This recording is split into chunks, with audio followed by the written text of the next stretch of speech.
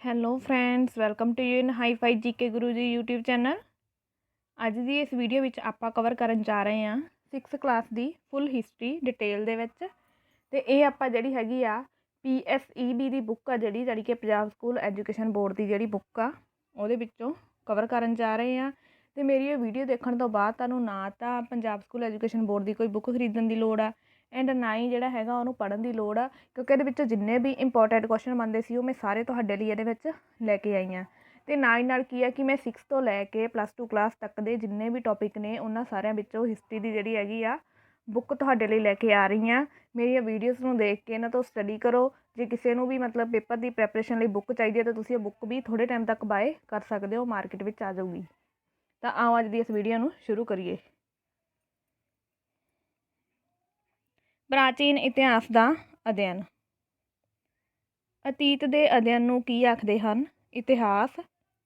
ਇਤਿਹਾਸ ਲਿਖਣ ਵਾਲਾ ਵਿਅਕਤੀ ਕੌਣ ਹੁੰਦਾ ਹੈ? ਇਤਿਹਾਸਕਾਰ। ਇਤਿਹਾਸ ਕਿਹੜੀ ਭਾਸ਼ਾ ਦਾ ਸ਼ਬਦ ਹੈ? ਯੂਨਾਨੀ ਭਾਸ਼ਾ ਦਾ। ਇਤਿਹਾਸ ਯੂਨਾਨੀ ਭਾਸ਼ਾ ਦੇ ਕਿਸ ਸ਼ਬਦ ਤੋਂ ਬਣਿਆ ਹੈ? ਹਿਸਟੋਰੀਆ ਤੋਂ। ਦੇਖੋ ਜਿਹੜਾ ਇਤਿਹਾਸ ਆ ਇਹ ਯੂਨਾਨੀ ਭਾਸ਼ਾ ਦੇ ਕਿਹੜੇ ਸ਼ਬਦ ਤੋਂ ਬਣਿਆ ਵਾ? ਹਿਸਟੋਰੀਆ। ਹਿਸਟੋਰੀਆ ਸ਼ਬਦ ਦਾ ਕੀ ਅਰਥ ਹੈ? ਭੂਤਕਾਲ ਦਾ ਅਧਿਐਨ। ਸਭ ਤੋਂ ਪਹਿਲਾਂ ਇਤਿਹਾਸ ਕਿਸਨੇ ਲਿਖਿਆ? ਹੈਰੋਡੋਟਸ ਨੇ। ਦੇਖੋ ਹੈਰੋਡੋਟਸ ਜਿਹੜਾ ਸੀਗਾ ਉਹਨੇ ਸਭ ਤੋਂ ਪਹਿਲਾਂ ਇਤਿਹਾਸ ਲਿਖਿਆ, ਉਹਦੇ ਕਰਕੇ ਕੀ ਹੈ ਕਿ ਇਹਨੂੰ ਇਤਿਹਾਸ ਦਾ ਪਿਤਾਮਾ ਵੀ ਕਿਹਾ ਜਾਂਦਾ ਵਾ। ਦੇਖੋ ਅੱਗੇ ਸੇਮ ਕੁਐਸਚਨ ਆ ਗਿਆ, ਇਤਿਹਾਸ ਦਾ ਪਿਤਾਮਾ ਕਿਸ ਨੂੰ ਆਖਦੇ ਹਨ? ਹੈਰੋਡੋਟਸ ਨੂੰ। ਮਨੁੱਖੀ ਜੀਵਨ ਦੇ ਲੰਬੇ ਕਾਲ ਨੂੰ ਕਿੰਨੇ ਭਾਗਾਂ ਵਿੱਚ ਵੰਡਿਆ ਗਿਆ ਹੈ? 2 ਭਾਗਾਂ ਵਿੱਚ ਵੰਡਿਆ ਹੋਇਆ ਵਾ। ਮਨੁੱਖੀ ਜੀਵਨ ਦੇ ਲੰਬੇ ਕਾਲ ਨੂੰ ਕਿਹੜੇ 2 ਭਾਗਾਂ ਵਿੱਚ ਵੰਡਿਆ ਗਿਆ ਹੈ? ਪੂਰਵ ਇਤਿਹਾਸ ਅਤੇ ਇਤਿਹਾਸ 2 ਭਾਗਾਂ ਵਿੱਚ ਵੰਡਿਆ ਹੋਇਆ ਵਾ। ਜਿਸ ਕਾਲ ਦਾ ਸਾਡੇ ਕੋਲ ਕੋਈ ਲਿਖਤ ਵੇਰਵਾ ਨਹੀਂ ਹੈ ਉਸਨੂੰ ਕੀ ਆਖਦੇ ਹਨ? ਪੂਰਵ ਇਤਿਹਾਸ। ਜਾਂ ਇਹ ਵੀ ਆ ਸਕਦਾ ਕਿ ਪੂਰਵ ਇਤਿਹਾਸ ਤੋਂ ਕੀ ਭਾਵ ਹੈ, ਤਾਂ ਆਪਾਂ ਕੀ ਆਨਸਰ ਦੇਣਾ ਕਿ ਉਹ ਕਾਲ ਜਿਸ ਦਾ ਸਾਡੇ ਕੋਲ ਕੋਈ ਲਿਖਤ ਵੇਰਵਾ ਨਹੀਂ ਹੈਗਾ ਉਹਨੂੰ ਕੀ ਕਹਿੰਦੇ ਆ? ਪੂਰਵ ਇਤਿਹਾਸ ਕਾਲ ਕਹਿੰਦੇ ਆ। ਅੱਗੇ ਹੈ, ਇਤਿਹਾਸ ਦੇ ਲਿਖਤੀ ਵੇਰਵੇ ਤੋਂ ਸਾਨੂੰ ਕਿਸ ਦੀ ਜਾਣਕਾਰੀ ਮਿਲਦੀ ਹੈ? ਮਿਤੀਆਂ ਬਾਰੇ, ਲੋਕਾਂ ਦੇ ਨਾਂ ਅਤੇ ਸਥਾਨਾਂ ਬਾਰੇ। ਦੇਖੋ ਹੁਣ ਜਿਹੜਾ ਮਤਲਬ ਇਹ ਤਾਂ ਹੋ ਗਿਆ ਆਪਾਂ ਪੂਰਵ ਇਤਿਹਾਸ ਦੇਖ ਲਿਆ, ਠੀਕ ਆ। ਸੇਮ ਇਸੇ ਤਰ੍ਹਾਂ ਹੀ ਕੀ ਹੁੰਦਾ ਕਿ ਜਿਹੜੇ ਮਤਲਬ ਟਾਈਮ ਦਾ ਜਾਂ ਜਿਹੜੇ ਕਾਲ ਦਾ ਸਾਨੂੰ ਲਿਖਤੀ ਵੇਰਵਾ ਮਿਲਦਾ ਵਾ ਉਹਨੂੰ ਕੀ ਕਹਿੰਦੇ ਆ? ਉਹਨੂੰ ਇਤਿਹਾਸ ਕਹਿੰਦੇ ਆ। ਹੁਣ ਇਤਿਹਾਸ ਦਾ ਜਿਹੜਾ ਲਿਖਤੀ ਵੇਰਵਾ ਵਾ ਉਹ ਤੋਂ ਆਪਾਂ ਨੂੰ ਕਿਹੜੀ ਚੀਜ਼ਾਂ ਦੀ ਜਾਣਕਾਰੀ ਮਿਲਦੀ ਆ? ਜਿਹੜੇ ਟਾਈਮ ਦੇ ਵਿੱਚ ਕੋਈ ਘਟਨਾ ਵਾਪਰੀ ਹੁੰਦੀ ਆ, ਠੀਕ ਆ, ਉਹਦੀ ਮਿਤੀ ਦੇ ਬਾਰੇ, ਉਹਦੀ ਡੇਟ ਦੇ ਬਾਰੇ, ਤਰੀਕ ਦੇ ਬਾਰੇ ਜਾਣਕਾਰੀ ਮਿਲਦੀ ਆ। ਇਹ ਤੋਂ ਬਿਨਾਂ ਕਿ ਉਸ ਘਟਨਾ ਨਾਲ ਰਿਲੇਟਡ ਕਿਹੜੇ ਪਰਸਨ ਨੇ, ਕਿਹੜੇ ਲੋਕ ਨੇ, ਆਪਾਂ ਨੂੰ ਉਹਨਾਂ ਬਾਰੇ ਜਾਣਕਾਰੀ ਮਿਲਦੀ ਆ। ਫਿਰ ਦੈਨ ਉਹ ਘਟਨਾਵਾਂ ਜਿਹੜੀ ਕਿਹੜੇ ਸਥਾਨ 'ਤੇ ਵਾਪਰੀ ਆ ਤਾਂ ਉਸ ਸਥਾਨ ਦੇ ਬਾਰੇ ਵੀ ਜਾਣਕਾਰੀ ਮਿਲਦੀ ਆ। ਸ਼ੁਰੂ ਵਿੱਚ ਮਨੁੱਖ ਕਿੱਥੇ ਰਹਿੰਦਾ ਸੀ? ਗੁਫਾਵਾਂ ਵਿੱਚ ਰਹਿੰਦਾ ਸੀ। ਜਾਨਵਰਾਂ ਦੀ ਤਰ੍ਹਾਂ ਆਪਣਾ ਜਿਹੜਾ ਜੀਵਨ ਆ ਬਤੀਤ ਕਰਦਾ ਸੀ ਜਿਹੜਾ ਆਦਿ ਮਨੁੱਖ ਸੀਗਾ। ਜਿਸ ਕਾਲ ਦਾ ਸਾਡੇ ਕੋਲ ਲਿਖਤ ਵੇਰਵਾ ਹੈ ਉਸਨੂੰ ਕੀ ਆਖਦੇ ਹਨ? ਇਤਿਹਾਸ। ਜਿਹੜਾ ਕਿ ਤੁਹਾਨੂੰ ਮੈਂ ਪਹਿਲਾਂ ਐਕਸਪਲੇਨ ਕਰਕੇ ਪੜ੍ਹਾ ਕੇ ਹਟੀ ਹਾਂ। ਹੁਣ ਇਹਦੇ ਵਿੱਚ ਇਹ ਪੁੱਛ ਸਕਦੇ ਆ ਕਿ ਇਤਿਹਾਸ ਆ ਜਿਹੜਾ ਉਹ ਕੀ ਆ? ਕਿ ਜਿਸ ਕਾਲ ਦਾ ਸਾਡੇ ਕੋਲ ਲਿਖਤ ਵੇਰਵਾ ਹੈ ਉਸਨੂੰ ਕੀ ਆਖਦੇ ਆ? ਇਤਿਹਾਸ ਆਖਦੇ ਹਨ। ਅਤੇ ਇਹ ਕੀ ਆ? ਅਤੀਤ ਦਾ ਅਧਿਐਨ ਹੈ। ਸ਼ੁਰੂ ਵਿੱਚ ਮਨੁੱਖ ਕੀ ਖਾਂਦਾ ਸੀ? ਦੇਖੋ ਜੇ ਉਹ ਜੰਗਲਾਂ ਵਿੱਚ ਰਹਿੰਦਾ ਸੀ, ਠੀਕ ਆ, ਜਾਨਵਰਾਂ ਦੀ ਤਰ੍ਹਾਂ ਰਹਿੰਦਾ ਸੀ, ਅਤੇ ਫਿਰ ਜਿਹੜਾ ਖਾਣਾ ਸੀਗਾ ਉਹ ਵੀ ਜਾਨਵਰਾਂ ਦੀ ਤਰ੍ਹਾਂ ਹੀ ਖਾਊਗਾ ਨਾ। ਤਾਂ ਕੀ ਖਾਂਦਾ ਸੀ? ਕੰਦਮੂਲ ਜਾਂ ਕੱਚਾ ਮਾਸ। ਕੰਦਮੂਲ ਵਿੱਚ ਕੀ ਆ ਗਿਆ ਕਿ ਜੋ ਵੀ ਕੁਛ ਦਰਖਤਾਂ 'ਤੇ ਲੱਗਦਾ ਸੀਗਾ, ਠੀਕ ਹੈ, ਉਹ ਖਾਂਦਾ ਸੀਗਾ। ਅਤੇ ਇਹ ਤੋਂ ਬਿਨਾਂ ਕੱਚਾ ਮਾਸ ਖਾਂਦਾ ਸੀ ਉਹ। ਕਿਉਂਕਿ ਉਸ ਟਾਈਮ ਉਹਨੂੰ ਅੱਗ ਦੀ ਜਿਹੜੀ ਸੀ ਜਾਣਕਾਰੀ ਨਹੀਂ ਹੈਗੀ ਸੀ, ਤਾਂ ਕਰਕੇ ਉਹ ਮਾਸ ਕੱਚਾ ਹੀ ਖਾਂਦਾ ਸੀ। ਜਾਣਬੁੱਝ ਕੇ ਜਾਂ ਅਣਜਾਣੇ ਵਿੱਚ ਮਨੁੱਖ ਦੁਆਰਾ ਛੱਡੇ ਗਏ ਇਤਿਹਾਸ ਦੀ ਜਾਣਕਾਰੀ ਦੇਣ ਵਾਲੇ ਸਰੋਤਾਂ ਨੂੰ ਕੀ ਆਖਦੇ ਹਨ? ਇਤਿਹਾਸ ਦੇ ਸਰੋਤ। ਦੇਖੋ ਇਤਿਹਾਸ ਦੇ ਸਰੋਤ ਆ ਕਹਿੰਦੇ ਉਹਨਾਂ ਬਾਰੇ ਕੀ ਆ ਕਿ ਇੱਕ ਸਟੇਟਮੈਂਟ ਦਿੱਤੀ ਹੋਈ ਹੈ ਕਿ ਜਿਹੜੇ ਸਰੋਤ ਨੇ ਜਾਂ ਤਾਂ ਮਨੁੱਖ ਨੇ ਅਣਜਾਣੇ ਵਿੱਚ ਛੱਡਤੇ ਆਪਣੇ ਪਿੱਛੇ, ਠੀਕ ਆ, ਜਾਂ ਕੀ ਆ ਜਾਣਬੁੱਝ ਕੇ ਛੱਡਿਆ ਤਾਂ ਕਿ ਆਉਣ ਵਾਲੀਆਂ ਪੀੜ੍ਹੀਆਂ ਨੂੰ ਇਹਨਾਂ ਬਾਰੇ ਪਤਾ ਲੱਗ ਸਕੇ। ਪੁਰਾਤੱਤਵ ਸਰੋਤ ਕਿਹੜੇ ਹਨ? ਪੁਸਤਕਾਂ, ਸਾਹਿਤਿਕ ਸਰੋਤ, ਸਿੱਕੇ, ਪ੍ਰਾਚੀਨ ਖੰਡਰ। ਇਹ ਜਿਹੜੇ ਸਾਰੇ ਨੇ ਇਹਨਾਂ ਨੂੰ ਕੀ ਕਹਿੰਦੇ ਆ? ਪੁਰਾਤੱਤਵ ਸਰੋਤ ਕਹਿੰਦੇ ਨੇ। ਅੱਗੇ ਹੈ,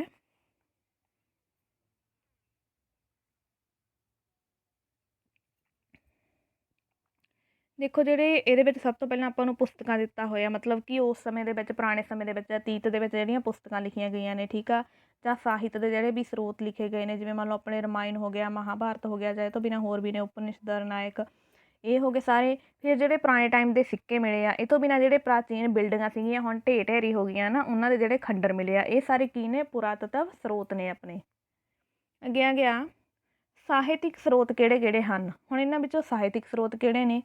ਸਾਹਿਤ ਉਹ ਹੋ ਗਿਆ ਕਿ ਜਿਨ੍ਹਾਂ ਜਿਹੜੇ ਆਪਾਂ ਨੂੰ ਲਿਖਤੀ ਰੂਪ ਵਿੱਚ ਮਿਲੇ ਹੋਏ ਨੇ, ਜਿਵੇਂ ਵੇਦ ਹੋ ਗਿਆ, ਬ੍ਰਾਹਮਣ ਗ੍ਰੰਥ ਹੋ ਗਿਆ, ਆਰਨਾਇਕ ਹੋ ਗਿਆ, ਉਪਨਿਸ਼ਦ ਹੋ ਗਏ, ਸੂਤਰ ਹੋ ਗਏ, ਮਹਾਕਾਵਿ ਆਪਣੇ ਜਿਹੜੇ ਨੇ ਦੋ ਕਿਹੜੇ ਕਿਹੜੇ, ਰਾਮਾਇਣ ਅਤੇ ਮਹਾਭਾਰਤ ਅਤੇ ਪੁਰਾਣ ਆਦਿ। ਇਹ ਸਾਰੇ ਕੀ ਨੇ, ਸਾਹਿਤ ਦੇ ਸਾਹਿਤਿਕ ਸਰੋਤ ਨੇ। ਫਿਰ ਹੈ ਪ੍ਰਾਚੀਨ ਕਾਲ ਦੇ ਨਿਯਮਾਂ ਅਤੇ ਕਾਨੂੰਨਾਂ ਦੀ ਜਾਣਕਾਰੀ ਦੇਣ ਵਾਲੀਆਂ ਪੁਸਤਕਾਂ ਨੂੰ ਕੀ ਆਖਦੇ ਹਨ। ਹੁਣ ਦੇਖੋ ਪ੍ਰਾਚੀਨ ਕਾਲ ਵਿੱਚ ਕਹਿੰਦੇ ਸੀ ਜਿਹੜੇ ਕਾਨੂੰਨ ਸੀਗੇ ਉਹ ਕਿਹੋ ਜਿਹੇ ਸੀਗੇ, ਠੀਕ ਆ, ਕੀ ਨਿਯਮ ਜਿਹੜੇ ਸੀ ਉਸ ਟਾਈਮ ਲੋਕਾਂ 'ਤੇ ਲਾਗੂ ਹੁੰਦੇ ਸੀ। ਇਹਦੀ ਇਨਫੋਰਮੇਸ਼ਨ ਆਪਾਂ ਨੂੰ ਇੱਕ ਸੋਰਸ ਤੋਂ ਮਿਲਦੀ ਆ, ਉਹਨੂੰ ਕੀ ਕਹਿੰਦੇ ਆਪਾਂ ਉਹਨਾਂ ਸੋਰਸਸ ਨੂੰ, ਧਾਰਮਿਕ ਸ਼ਾਸਤਰ। ਪ੍ਰਾਚੀਨ ਧਾਰਮਿਕ ਸ਼ਾਸਤਰ ਦਾ ਨਾਮ ਦੱਸੋ ਕੋਈ ਇੱਕ। ਹੁਣ ਉਹ ਕਹਿੰਦੇ ਪ੍ਰਾਚੀਨ ਧਾਰਮਿਕ ਸ਼ਾਸਤਰ ਦਾ ਨਾਮ ਦੱਸਣਾ, ਤਾਂ ਉਹ ਕੀ ਆ, ਮਨੂ ਸਮ੍ਰਿਤੀ। ਕੌਟਲਿਆ ਦੀ ਪੁਸਤਕ ਦਾ ਨਾਂ ਕੀ ਹੈ, ਜਾਂ ਕੌਟਲਿਆ ਦੀ ਪੁਸਤਕ ਦਾ ਕੀ ਨਾਂ ਹੈ, ਤਾਂ ਉਹ ਹੈ ਅਰਥ ਸ਼ਾਸਤਰ। ਜਿਹੜਾ ਕੌਟਲਿਆ ਵਾ ਉਹਨੂੰ ਹੋਰ ਵੀ ਕਈ ਨਾਮਾਂ ਨਾਲ ਜਾਣਿਆ ਜਾਂਦਾ ਵਾ, ਜਿਵੇਂ ਚਾਣਕਿਆ ਦੇ ਨਾਮ ਨਾਲ ਜਾਣਿਆ ਜਾਂਦਾ ਉਹਨੂੰ, ਠੀਕ ਆ। ਉਹਦਾ ਜਿਹੜਾ ਆਪਣਾ ਓਰੀਜਨਲ ਨਾਮ ਸੀਗਾ ਉਹ ਵਿਸ਼ਨੂਗੁਪਤ ਸੀਗਾ, ਅਤੇ ਇਹਨੇ ਹੈਲਪ ਕੀਤੀ ਸੀ ਕਿਹਦੀ, ਚੰਦਰਗੁਪਤ ਮੌਰੀਆ ਦੀ ਰਾਜਗੱਦੀ 'ਤੇ ਬੈਠਣ ਵਿੱਚ।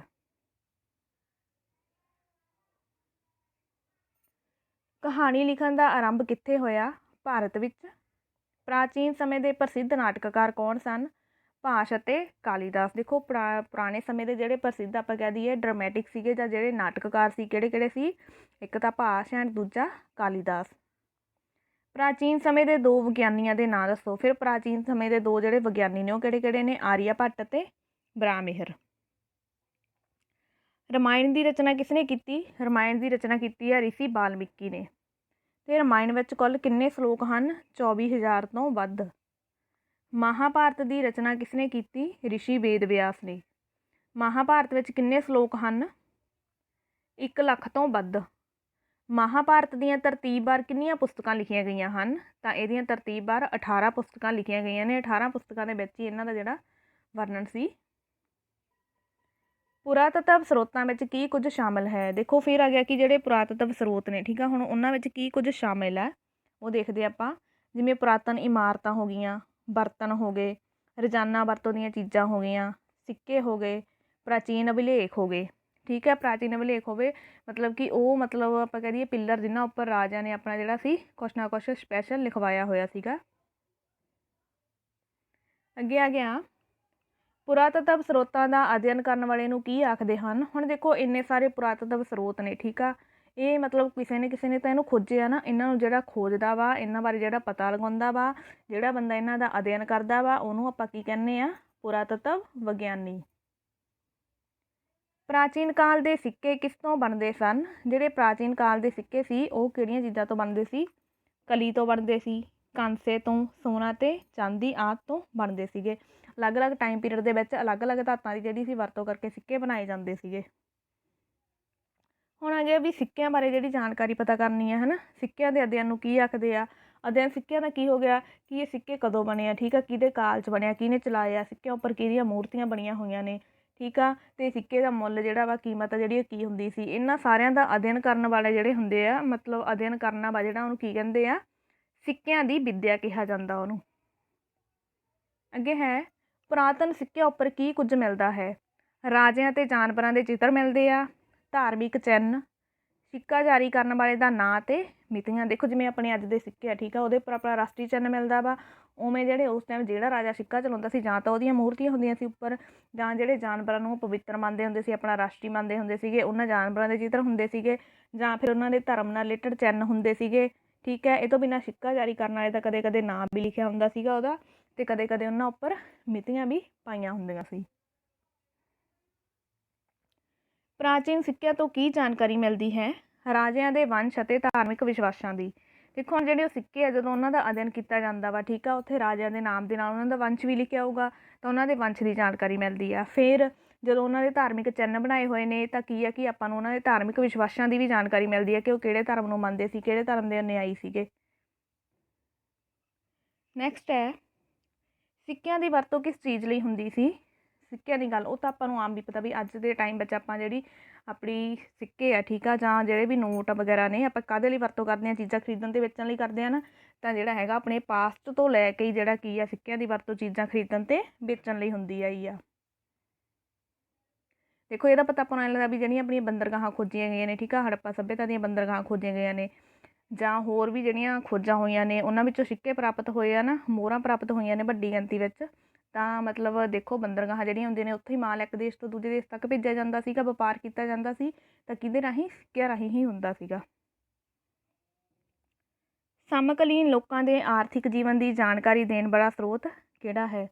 ਦੇਖੋ ਜਿਹੜੇ ਸਮਕਾਲੀਨ ਲੋਕ ਨੇ, ਠੀਕ ਆ, ਮਤਲਬ ਕਿਸੇ ਵੀ ਟਾਈਮ ਪੀਰੀਅਡ ਦੇ ਆਪਾਂ ਮੰਨ ਲਈਏ ਵੀ ਉਸ ਕਾਲ ਦੇ ਜਾਂ ਉਸ ਸੱਭਿਅਤਾ ਦੇ ਲੋਕ ਨੇ, ਉਹਨਾਂ ਦਾ ਜਿਹੜਾ ਆਰਥਿਕ ਜੀਵਨ ਆ ਉਹਦੀ ਜਾਣਕਾਰੀ ਆਪਾਂ ਨੂੰ ਕਿੱਥੋਂ ਮਿਲਦੀ ਆ ਕਿ ਉਹਨਾਂ ਦਾ ਆਰਥਿਕ ਜੀਵਨ ਉੱਚਾ ਸੀ ਜਾਂ ਨੀਵਾਂ ਸੀ, ਤਾਂ ਕਿੱਥੋਂ ਮਿਲਦੀ? ਉਹਨਾਂ ਦੇ ਸਿੱਕਿਆਂ ਤੋਂ ਮਿਲਦੀ ਆ। ਹਜ਼ਾਰਾਂ ਸਾਲ ਪੁਰਾਣੀਆਂ ਇਮਾਰਤਾਂ ਨੂੰ ਕੀ ਕਿਹਾ ਜਾਂਦਾ ਹੈ? ਸਮਾਰਕ। ਜਿਹੜੀਆਂ ਇਮਾਰਤਾਂ ਅੱਜ ਤੋਂ ਹਜ਼ਾਰਾਂ ਸਾਲ ਜਾਂ ਅੱਜ ਤੋਂ ਪਹਿਲਾਂ ਦੀਆਂ ਬਣੀਆਂ ਹੋਈਆਂ ਨੇ ਉਹਨੂੰ ਕੀ ਕਹਿੰਦੇ ਆ? ਸਮਾਰਕ ਕਿਹਾ ਜਾਂਦਾ ਵਾ। ਕੁਝ ਪ੍ਰਾਚੀਨ ਸਮਾਰਕਾਂ ਦੇ ਨਾਂ ਦੱਸੋ। ਫਿਰ ਜਿਹੜੇ ਪ੍ਰਾਚੀਨ ਆਪਣੇ ਫੇਮਸ ਮਹੱਤਵਪੂਰਨ ਸਮਾਰਕ ਨੇ ਕਿਹੜੇ ਕਿਹੜੇ ਨੇ? ਸਾਂਚੀ ਦਾ ਸਤੂਪ ਹੋ ਗਿਆ, ਅਸ਼ੋਕ ਦੇ ਸਤੰਭ ਅਤੇ ਨਾਲੰਦਾ ਯੂਨੀਵਰਸਿਟੀ ਦੇ ਖੰਡਰ। ਨੈਕਸਟ ਹੈ ਸ਼ਿਲਾਲੇਖ ਕਿਸ 'ਤੇ ਲਿਖੇ ਗਏ ਹਨ? ਦੇਖੋ ਹੁਣ ਜਿਹੜੇ ਸ਼ਿਲਾਲੇਖ ਨੇ, ਜਿਹੜੇ ਉਸ ਟਾਈਮ ਦੇ ਰਾਜੇ ਹੁੰਦੇ ਸੀ ਉਹਨਾਂ ਨੇ ਜਿਹੜੇ ਵੀ ਆਪਣੇ ਉਪਦੇਸ਼ ਦੇਣੇ ਹੁੰਦੇ ਸੀ, ਠੀਕ ਆ, ਜਾਂ ਜਨਤਾ ਨੂੰ ਕੁਛ ਕਹਿਣਾ ਹੁੰਦਾ ਸੀ, ਜਾਂ ਉਹਨਾਂ ਦੀ ਕੋਈ ਪ੍ਰਾਪਤੀ ਹੁੰਦੀ ਸੀਗੀ, ਉਹਨਾਂ ਨੂੰ ਉਹਨੇ ਕਾਹਦੇ ਉੱਪਰ ਲਿਖਾਉਂਦੇ ਸੀਗੇ? ਆਪਾਂ ਉਹ ਦੇਖਦੇ ਹਾਂ। ਪੱਥਰ ਦੇ ਸਤੰਭ, ਚਟਾਨਾਂ, ਤਾਂਬੇ ਦੀਆਂ ਪਲੇਟਾਂ, ਮਿੱਟੀ ਦੀਆਂ ਪਲੇਟਾਂ ਅਤੇ ਮਿੱਟੀ ਦੀਆਂ ਤਖਤੀਆਂ ਅਤੇ ਮੰਦਰਾਂ ਦੀਆਂ ਕੰਧਾਂ ਉੱਤੇ। ਆਪਾਂ ਅੱਜ ਵੀ ਦੇਖਦੇ ਹਾਂ ਨਾ ਵੀ ਲੋਕ ਜਿਹੜੇ ਹੈਗੇ ਆਪਣੇ ਘਰਾਂ ਦੇ ਬਾਹਰ ਹੈ ਨਾ ਲੋਹੇ ਦੀ ਉਹ ਨੰਬਰ ਪਲੇਟ ਬਣਾ ਕੇ ਲਿਖਾ ਲੈਂਦੇ ਕਿ ਹਾਂਜੀ ਇਹਦਾ ਘਰ ਵਾ, ਠੀਕ ਆ, ਇੰਨੇ ਨੰਬਰ ਹਾਊਸ ਆ, ਜਾਂ ਪੱਥਰ 'ਤੇ ਲਿਖਵਾਇਆ ਹੁੰਦਾ। ਸੇਮ ਉਸੇ ਟਾਈਮ ਦੇ ਵਿੱਚ ਜਿਹੜੇ ਰਾਜੇ ਸੀ ਉਹ ਆਪਣੇ ਜਿਹੜੇ ਆਦੇਸ਼ ਸੀ ਕਾਹਦੇ 'ਤੇ ਲਿਖਵਾਉਂਦੇ ਸੀ? ਪੱਥਰਾਂ ਦੇ ਸਤੰਭ 'ਤੇ, ਚਟਾਨਾਂ ਅਤੇ ਤਾਂਬੇ ਦੀਆਂ ਪਲੇਟਾਂ 'ਤੇ, ਮਿੱਟੀ ਦੀਆਂ ਪਲੇਟਾਂ 'ਤੇ, ਜਾਂ ਮਿੱਟੀ ਦੀਆਂ ਤਖਤੀਆਂ ਅਤੇ ਮੰਦਰਾਂ ਦੀਆਂ ਕੰਧਾਂ ਉੱਪਰ ਵੀ ਜਿਹੜੇ ਸੀਗੇ ਧਾਰਮਿਕ ਚੀਜ਼ਾਂ ਲਿਖਵਾਈਆਂ ਜਾਂਦੀਆਂ ਸੀ।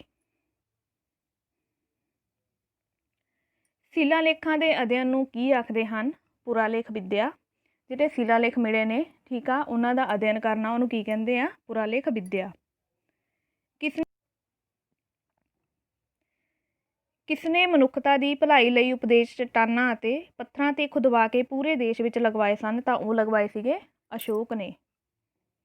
ਅਸ਼ੋਕ ਦਾ ਗ੍ਰੇਟ ਪੜ੍ਹਦੇ ਆ ਨਾ ਸਾਰੇ, ਉਹਨੇ ਕੀ ਸੀਗਾ ਕਿ ਆਪਣੇ ਜਿਹੜੇ ਉਪਦੇਸ਼ ਸੀਗੇ ਕਾਹਦੇ ਲਈ? ਮਨੁੱਖਤਾ ਦੀ ਭਲਾਈ ਲਈ, ਠੀਕ ਆ, ਕਿ ਜਿਹੜਾ ਹੈਗਾ ਕੋਈ ਸ਼ਿਕਾਰ ਨਹੀਂ ਕਰਨਾ, ਠੀਕ ਹੈ, ਇਹ ਤੋਂ ਬਿਨਾਂ ਮਤਲਬ ਛੋਟਿਆਂ ਨੂੰ ਪਿਆਰ ਕਰਨਾ, ਵੱਡਿਆਂ ਦਾ ਸਤਿਕਾਰ ਕਰਨਾ, ਇਹ ਸਾਰਾ ਕੁਛ ਉਹ ਲਿਖਵਾਇਆ ਸੀ ਕਿ ਜਾਨਵਰਾਂ ਨੂੰ ਮਾਰਨਾ ਨਹੀਂ, ਜਾਨਵਰਾਂ ਦਾ ਸ਼ਿਕਾਰ ਨਹੀਂ ਕਰਨਾ। ਅਤੇ ਇਹ ਜਿਹੜੇ ਸਾਰੇ ਉਹਨੇ ਖੁਦਵਾਏ ਸੀਗੇ, ਠੀਕ ਆ, ਪੂਰੇ ਦੇਸ਼ ਵਿੱਚ ਲਗਵਾਏ ਸੀਗੇ। ਕਿਹੜੇ ਨੇ? ਅਸ਼ੋਕ ਨੇ ਲਗਵਾਏ ਸੀ, ਚਟਾਨਾਂ 'ਤੇ ਪੱਥਰਾਂ 'ਤੇ ਖੁਦਵਾ ਕੇ।